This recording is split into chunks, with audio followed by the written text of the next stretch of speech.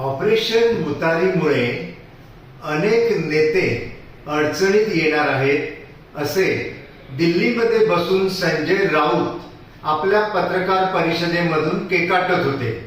त्यांच्या पाठीमागून केडल्यांचा केकाटण्याचा सुद्धा आवाज येत होता.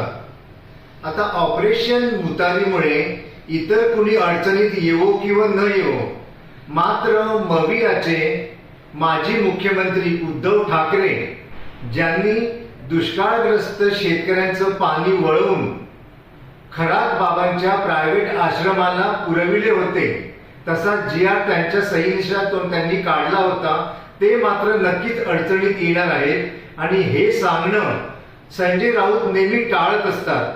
संजय राऊत आपल्या वक्तव्यांनी भविष्यामध्ये उद्धव ठाकरे यांना मात्र नक्कीच अडचणीत आणणार आहेत, याबद्दल कोणतेही दुमत नाही.